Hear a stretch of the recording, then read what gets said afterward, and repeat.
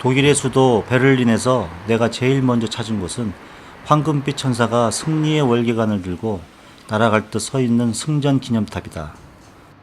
프랑스와의 전쟁에서의 승리를 기념하기 위해 철의 제상 비스마르크가 세운 이 탑은 베를린 시를 지키는 수호신이자 상징이다.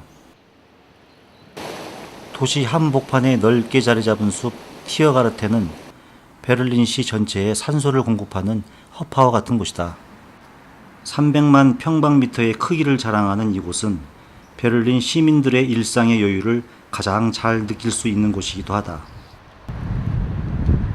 티어가르텐 가운데로 쭉 뻗어 있는 도로를 따라가면 통일 독일의 상징 브란덴부르크 문이 눈앞에 나타난다. 독일이 통일된 순간 문 앞에 모인 수많은 사람들의 함성과 외침이 들릴 것만 같은 이곳은 베를린에서 가장 유명한 관광 명소다.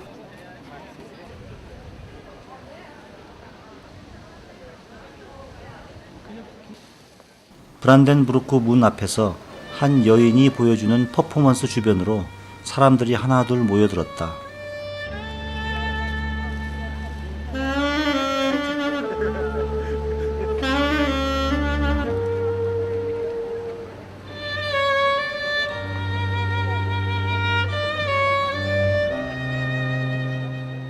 여인의 의상과 몸짓에서 자유를 찾아 장벽의 철조망을 넘다가 희생당한 원혼들을 달래는 의식 같은 느낌이 들었다.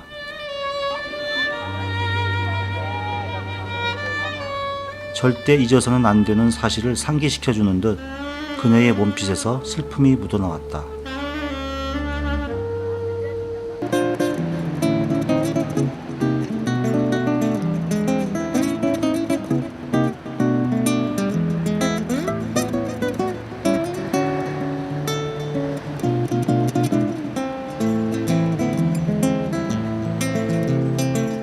거리의 악사가 연주하는 경쾌한 기타 소리가 다소 무거웠던 나의 발걸음을 가볍게 했다.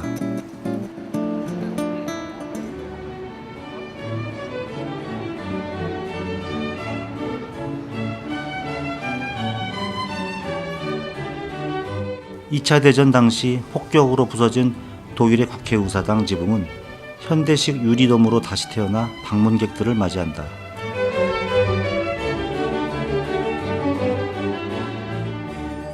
나는 국회의사당에 들어가기 위해 길게 늘어선 줄에 동참하기보다는 주변 도로를 천천히 산책하며 베를린 시민들의 일상을 살펴보기로 했다.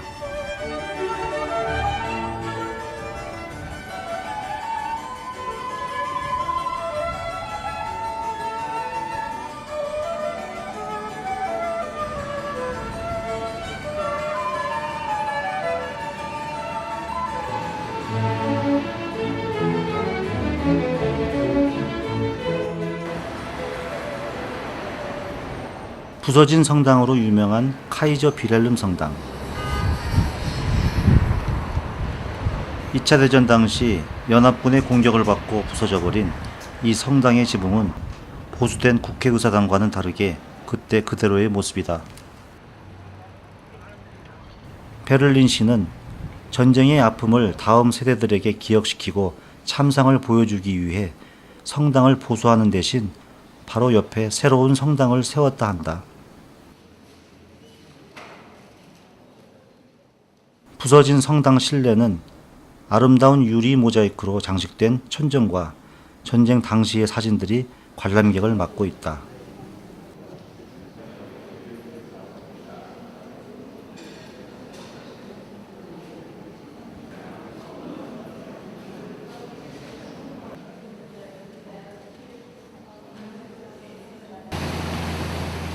베를린 시내를 관통하는 슈프레강을 지나 젊은이들이 즐겨 찾는 하케쇼 마르크트역 광장을 찾았다.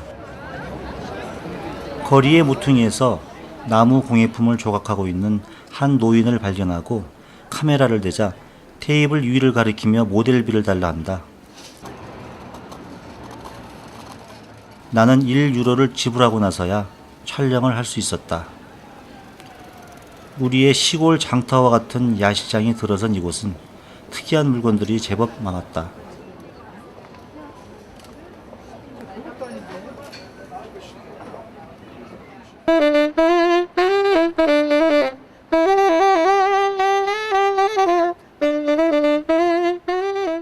장터에서는 늘 그렇듯 흥을 돋구는 악사들이 빠질 수 없다.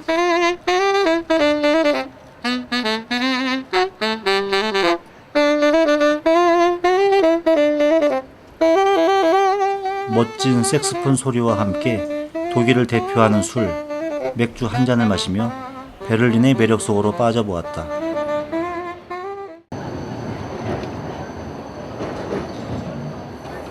어둠이 내린 역 광장 쪽에서 북소리가 들렸다. 우리나라 대보름 쥐불놀이와 비슷한 불놀이의 불빛이 리듬에 맞추어 어둠 속에서 춤추고 있었다.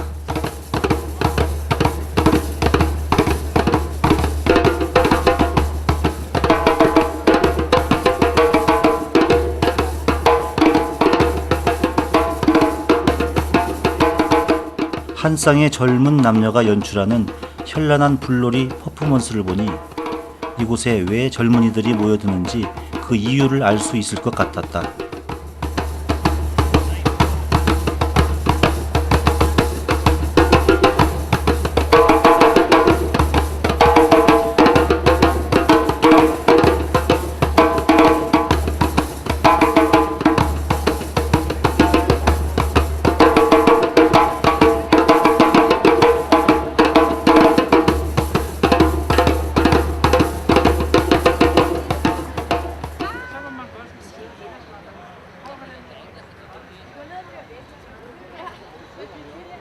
베를린 브란덴부르크 문 동쪽 방향으로 한 블록쯤 걸어가면 질서 있게 빽빽히 들어서 있는 육면체 기둥들을 만날 수 있다.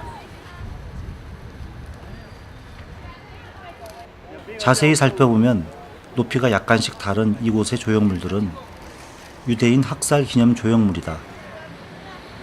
방문객들의 쉼터가 되기도 하고 비석처럼 보이기도 하는 이 회색 콘크리트 사각 기둥들은 성별, 나이와 상관없이 단지 유대인이라는 사실 하나만으로 희생되어야 했던 슬픈 역사적 사실을 상징하고 있는 듯 했다.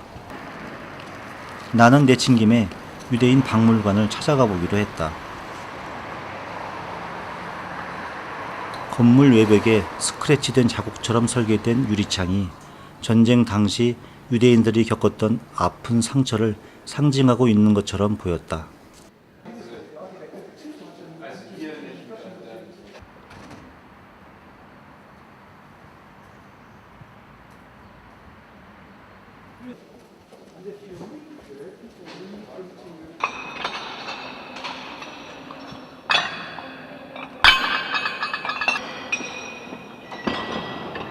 바닥에 깔려있는 철판 조각들은 울부짖는 인간의 얼굴 모습인데 관람객이 그 위를 밟고 지나가면 서로 부딪혀 나는 금속성 소리가 둔탁하게 울렸다.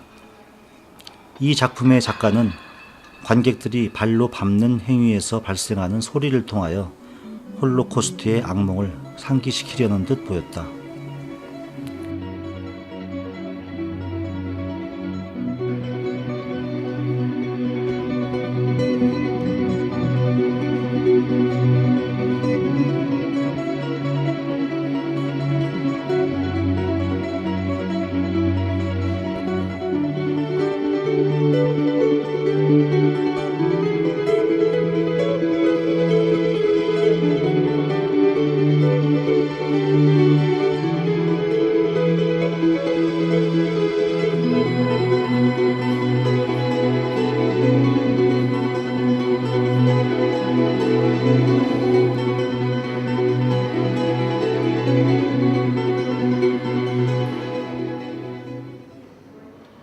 전시장의 내부 시설은 역사적 사실의 일방적인 전달보다는 관객의 참여를 유도하는 것이 많았고 색상이나 디자인에서 매우 세련된 느낌을 주었다.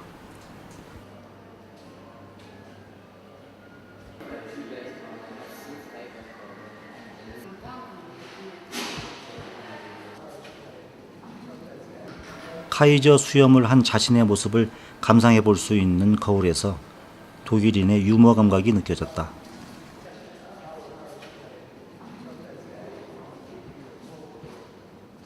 전시물이라기보다는 옵티컬 아트로 여겨질 만한 수준의 작품과 조형물도 이곳 박물관의 높은 디스플레이 수준을 보여주고 있었다.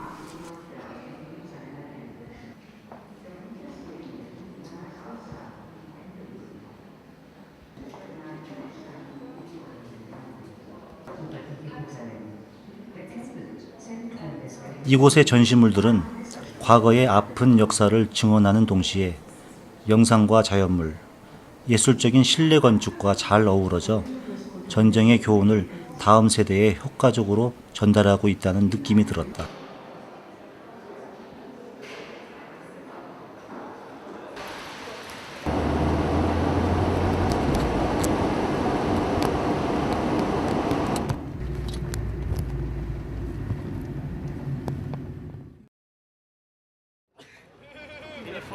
베를린의 토요일 아침, 동물원역 광장에서 벼룩시장이 열렸다. 아침부터 벼룩시장은 분주했고 사람들로 북적댔다.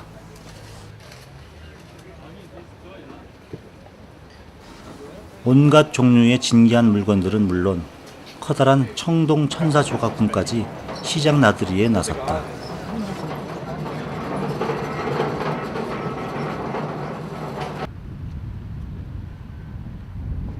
포츠담 광장에는 조형물과 놀이기능을 동시에 만족시키는 대형 시소가 우리의 호기심을 자극했다.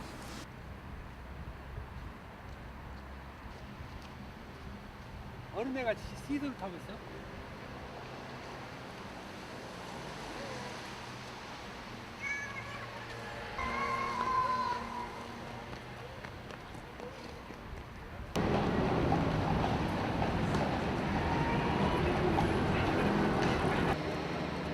통일이 되기 전 옛 베를린의 동독 지역에는 역사적인 건축물들이 많이 있는데 그중 이 훔볼트 대학의 고풍스러운 건물도 예외는 아니다.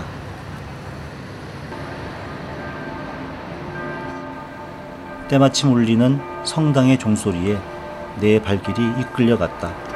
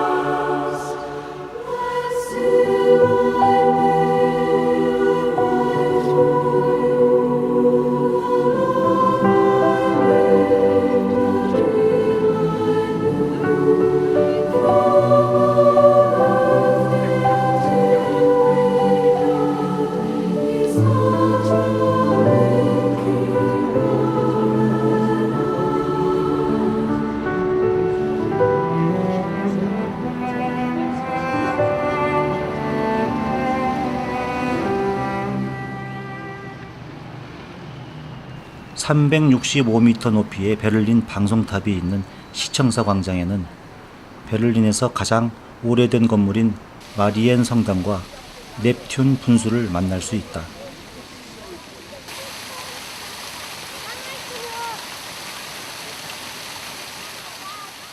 로마 신화 바다의 신 넵튠을 형상화한 이 분수에서 나오는 시원한 물줄기는 광장에 활기를 불어넣고 있다.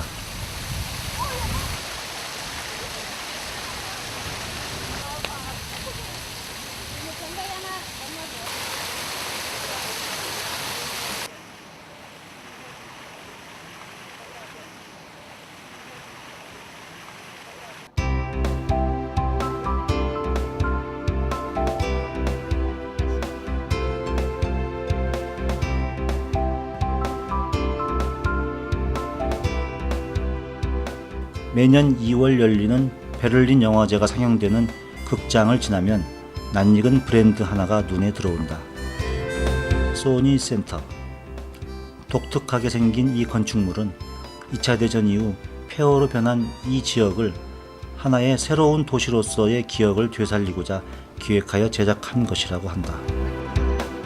소니사가 비용을 대고 독일 건축가 헬무트 야한이 설계를 맡아 2000년 완공된 이곳은 투명막과 천막 지붕을 통해 햇볕을 실내로 끌어들이고 많은 사람들이 손쉽게 이용할 수 있는 열린 구조가 특징이라 할 수 있다. Ja, das geht noch viel, viel lauter. Geht's euch gut? Ja! Das hört sich gut an. Und auf wen wartet ihr hier? Auf die Maus, na klar. Also ich bin die Kerstin und ich kann euch versprechen. Wisst ihr, was ich meine? Ja, wie heißt denn das?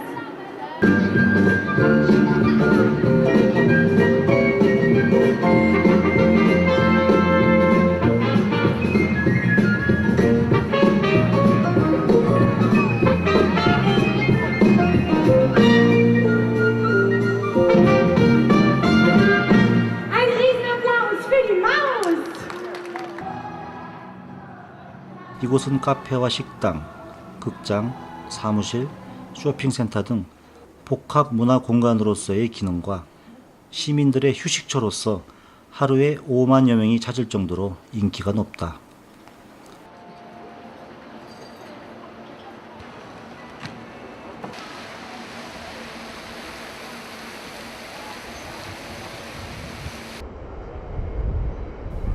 베를린 시민들은 이곳에서 디지털 혁명 시대의 새로운 자유를 마음껏 누리고 있다.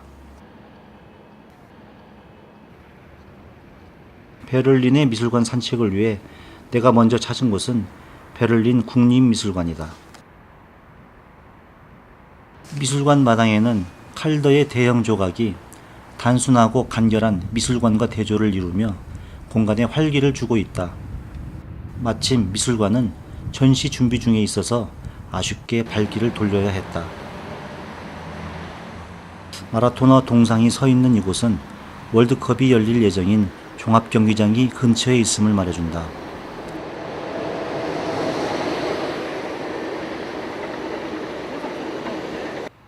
또한 이 동상을 제작한 조각가 게오르그 꼴베 미술관이 있는 곳이기도 하다.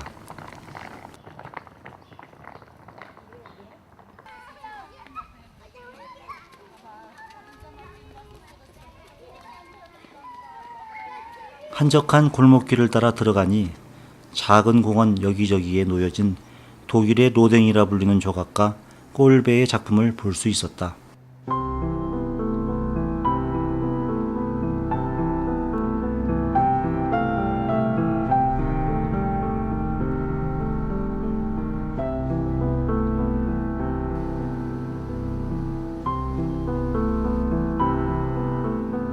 인체를 구조적인 아름다움과 절제된 간결미로 형상화시킨 꼴베는 로댕과 함께 현대 조각사에 많은 영향을 준 작가였다. 인체를 과장하기보다는 정서적인 율동미를 구조적으로 정갈하게 표현한 꼴베의 많은 작품들을 숲속 야외 공간에서 감상하는 일은 상쾌한 즐거움을 선사했다.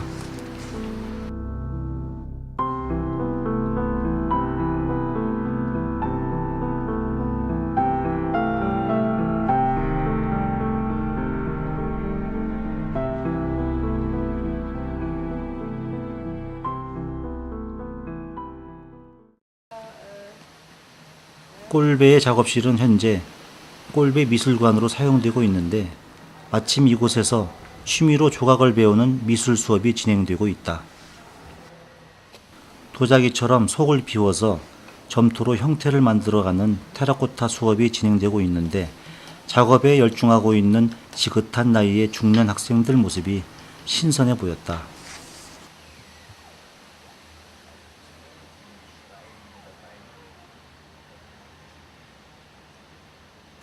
대가의 작품들 앞에서 다소 서툴지만 진지하게 작업에 임하는 이들의 모습을 통해 독일인의 삶에 대한 진솔한 태도를 느낄 수 있었다.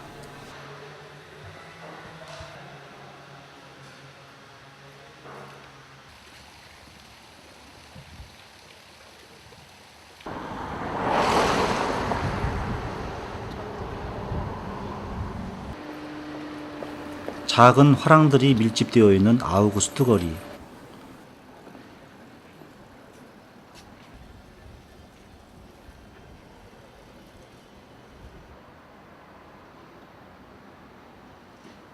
한 작은 교회 안에서 전시회가 열리고 있다.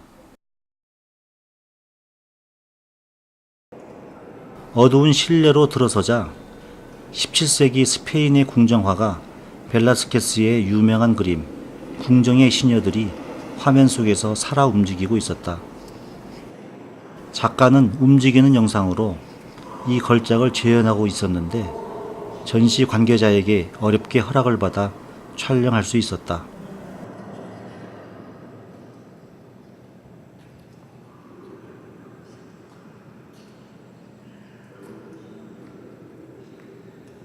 정지된 그림의 앞과 뒤의 시간적 흐름을 작가는 인물들의 움직임과 몸짓으로 이야기를 만들어 보여줌으로써 관객을 그림 속 상상의 공간으로 안내한다.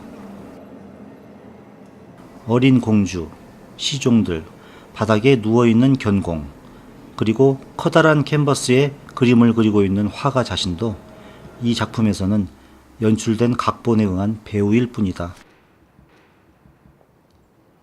분단 베를린 시절 동베를린과 서베를린의 검문소였던 체크포인트 찰리는 이제 관광객들의 기념 촬영 장소가 되었고 이곳 어디엔가 베를린 장벽이 있을 거라는 사실이 문득 떠올랐다.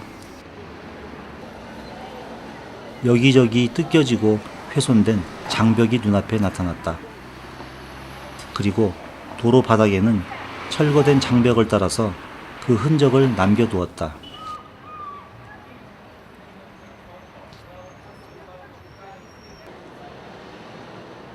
현재 남아있는 장벽의 유물들은 통안의 분단 역사를 말해주듯 거칠고도 흉물스럽기까지 하다. 유대인 박물관에서도 느꼈듯이 독일은 그들의 역사를 숨기지 않는 듯 했다. 장벽 아래에 수치스러운 역사를 공개하고 당당히 심판을 받는 것에서 독일 민족성의 진솔함을 읽을 수 있었다. 나는 박물관들이 모여있는 동베를린 지역의 박물관의 섬이라고 불리는 곳을 찾았다. 국립미술관 앞마당에서 한바탕 신나는 공연이 펼쳐졌다.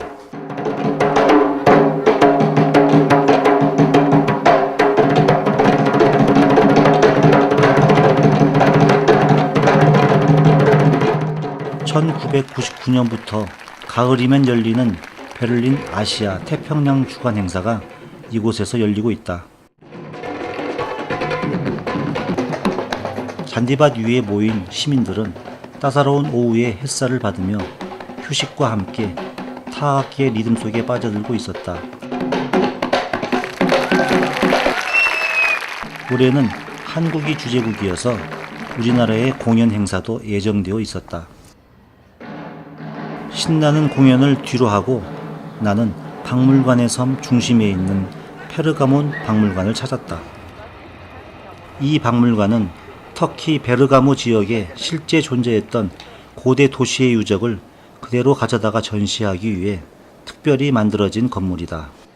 박물관에 들어서자 넓은 실내 공간 안에 제단이 나타났다. 페르가몬 제단이라는 이 건축물은 여기저기에서 발굴된 유물들을 결합하여 재현하였다 한다. 이 제단은 전쟁에서의 승리를 도와준 신들에 대한 감사의 표시로 만들어졌는데 표면에 그리스 신화의 내용을 새겨넣은 부조가 매우 인상적이다.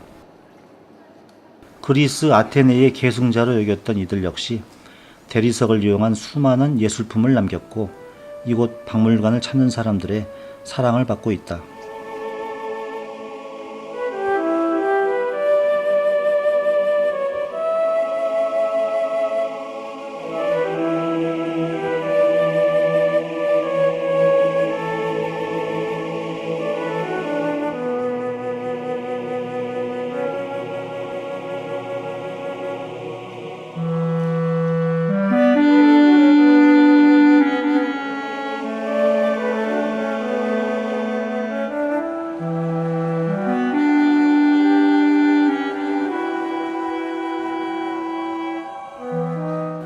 이 박물관에서 페르가몬 재단과 함께 사랑을 받는 것, 이슈타르 문이다.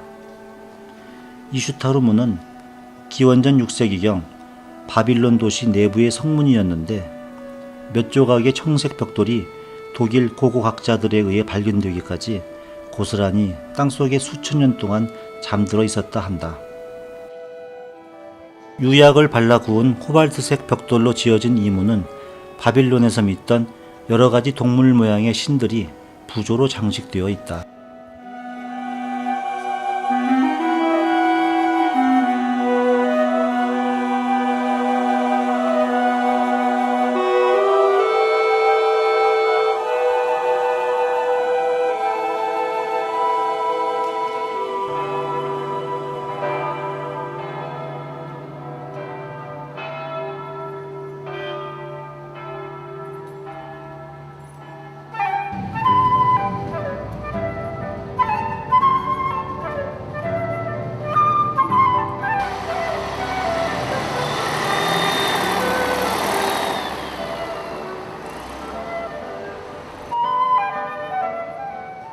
베를린 시내 한복판에 있는 백화점 까데베의 진열장에는 삼성 텔레비전이 자리를 차지하고 있다.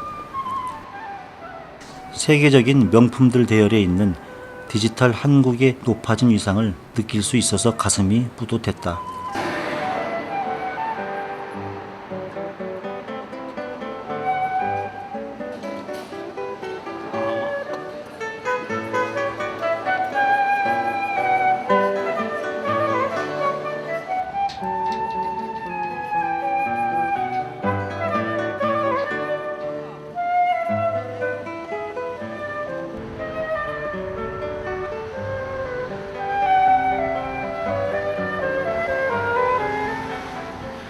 마르크스 엥겔 공원에는 공산주의 이론을 정립한 마르크스와 엥겔스 동상이 있다.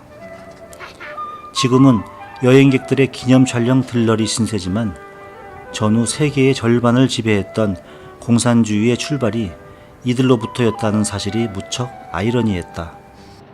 공원 여기저기 서 있는 조형물들도 전쟁의 깊은 상처로부터 아직 자유롭지 못하다는 인상을 받았다.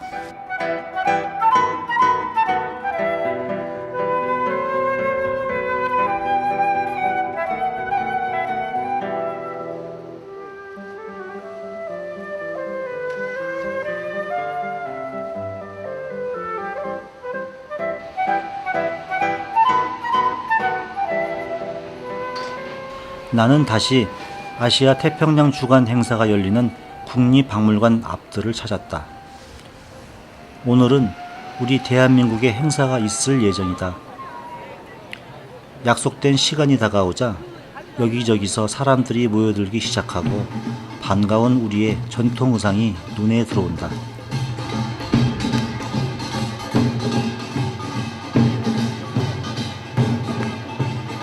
먼저 꽹과리와 북, 장고, 상모 돌리기에 신나는 농악대가 흥을 돋구었다. 농악대의 출현은 금세 거리의 사람들의 가던 걸음을 멈추게 하고 시선을 집중시킨다.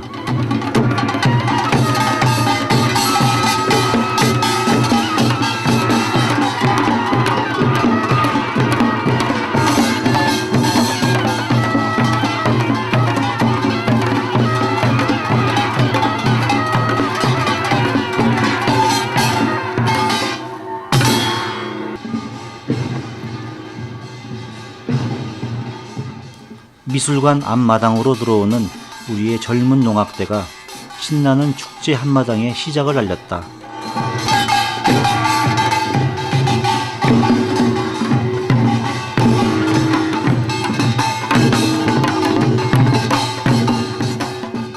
고색 창연한 유럽의 중세 건물 앞에서 우리 농악대의 아름다운 몸짓을 관람하는 일은 서울의 어느 고궁 앞에서 보는 것과는 또 다른 색다른 경험이었다.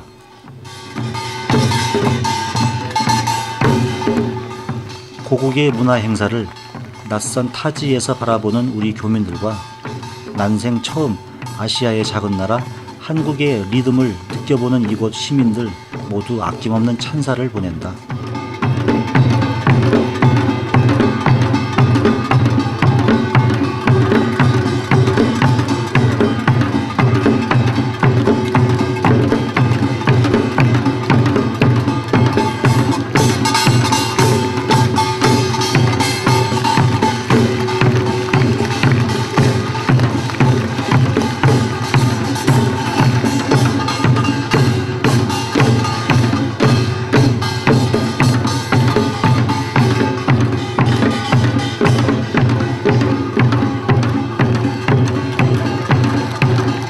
묘기에 가까운 상모 돌리기에 대한 관객의 반응은 단연 최고였다. 문화는 국경이 없다는 말이 실감이 나는 순간이다.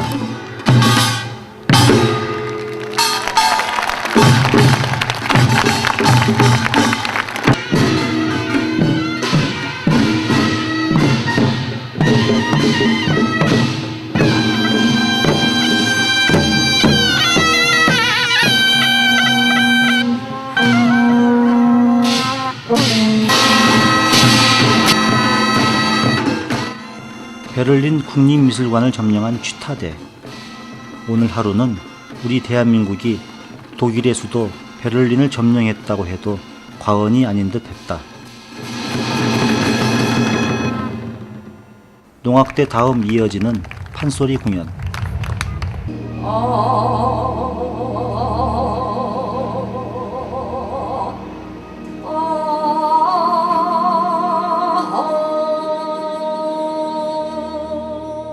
소리꾼 안숙선 명창의 애절하고도 깊이 있는 소리는 푸른 눈의 관객들에게 우리 판소리의 진수를 유감없이 들려주고 있었다.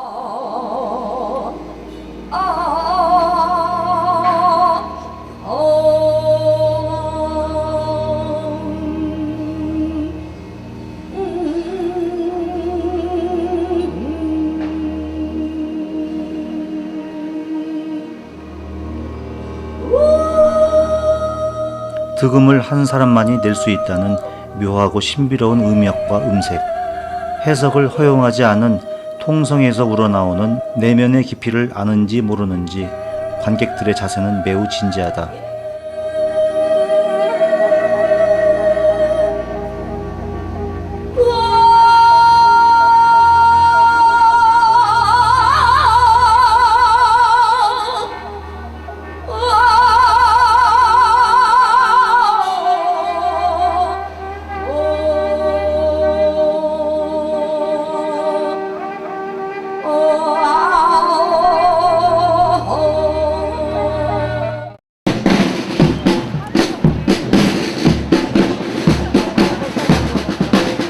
군악대와 농악대의 시가 행진으로 한국의 날 공연이 마무리되었다.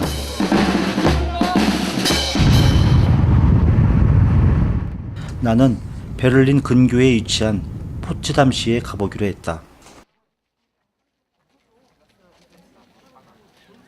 50여 년 전 이곳에서 우리나라의 운명이 좌지우지 되었다는 사실에 마음이 좀 복잡했다. 1945년 7월 포츠담시에 있는 이 아름다운 저택에서 연합국 세 나라의 우두머리가 모였다. 영국의 처칠 수상, 미국의 트루먼 대통령, 그리고 대만의 장개석 총통이 서로 머리를 맞대고 일본의 항복과 한반도의 독립에 대해 논의하고 소련의 스탈린까지 합류하여 합의 문서를 발표했던 곳. 이곳이 세계의 운명을 결정지은 장소라고 하기에는 너무 평안하고 아름다운 모습이어서 그 당시의 분위기를 느끼기는 어려웠다. 잘 정돈된 건물, 아름답게 꾸며진 정원의 모습, 저택 건물 입구에 서 있는 이 흑백 사진으로 된 초라한 안내판만이 이곳이 역사적인 곳임을 알고 있다.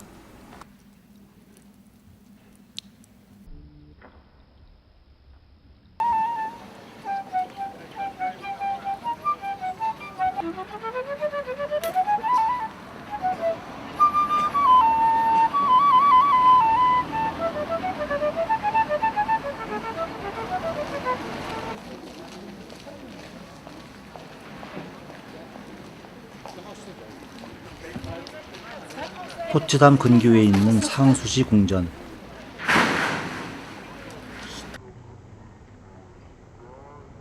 독일 프로이센 제국의 프리드리히 2세가 여름 별장으로 지었다는 이 궁전은 그 호화로움과 규모에서 그의 권력이 얼마나 대단했는지 짐작할 수 있었다.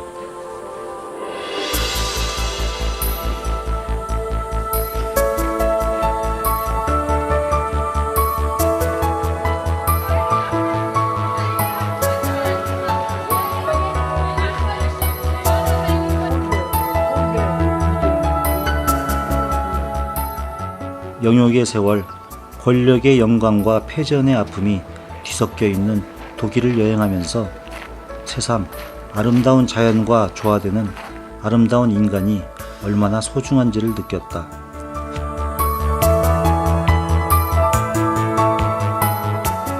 역사의 소용돌이 중심에 항상 있으면서도 반성과 용서, 화해와 희망을 품고 사는 사람들, 그리고 그 험난한 세월을 겪으면서도 여유 있고 성숙한 삶의 태도를 가지며 살아가는 독일인들을 접하면서 나는 지구상의 유일한 분단 국가인 대한민국의 푸른 가을 하늘이 더욱 그리워졌다.